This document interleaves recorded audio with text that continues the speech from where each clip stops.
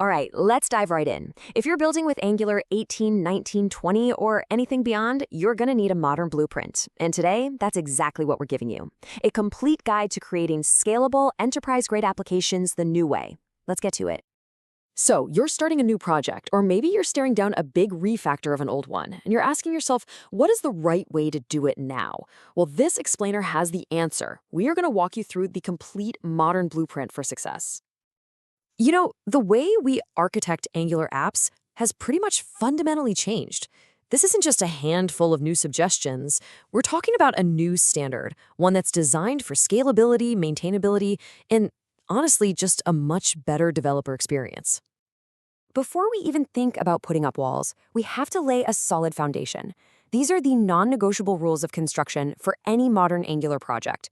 If you get these right, everything else just falls into place. As you can see, this whole blueprint is built on 4 simple but really powerful rules.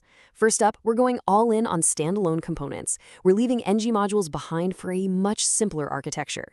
Second, the core folder, that is only for global singleton services, things like authentication or logging that you only want one of, and absolutely no UI code in there. Third, shared becomes your dedicated design system. It's for reusable UI components, but, and this is crucial, zero business logic. And finally, features. This is where all your business logic lives, and you keep them completely isolated from each other. Seriously, mastering the separation is the absolute key to a scalable app. So, with our principles set, let's take a look at the floor plan. This is how the different pieces of our application, you can think of them like different rooms in a house, fit together to create a cohesive whole. This right here shows the exact flow. It all starts with the app shell. That's your main layout. From there, the core layer kicks in, providing those essential global services. Then, the shared layer offers up all the UI components from our design system. Next, the feature slices, the actual business domains of our app, get loaded in.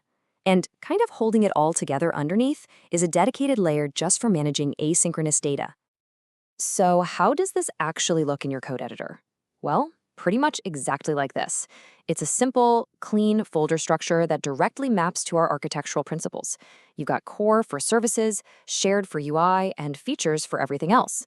It's logical, and you know what? It's incredibly easy to navigate. Now let's get into the fun stuff, the plumbing and the wiring. If for architecture is the structure, then signals are the modern, hyper-efficient system that moves data and state through the app. They are a fundamental shift in how Angular handles reactivity, and they make our ops faster and our code way, way simpler. At its heart, a signal is really just a wrapper around a value, but its real power comes from its ability to automatically notify anything that cares about it whenever that value changes. This simple little thing makes state management incredibly efficient and so much more intuitive than the older patterns. But wait, what about RxJS? Is it dead? Nope, not at all. The modern rule of thumb is actually super simple. Use signals for pretty much anything related to your UI and local component state. And keep RxJS inside your services for handling those really complex asynchronous streams. You know, like WebSockets or intricate event orchestration. It's all about using the right tool for the job. Let's look at the absolute simplest example. With just one line of code, const search equals signal, signaling, you've created a reactive value. Now, whenever you update this search signal anywhere in your component, every part of your UI that uses it will automatically react. No extra boilerplate needed. It really is that simple. Okay, next up is computed. This is a really powerful function that creates a new signal whose value is derived from other signals.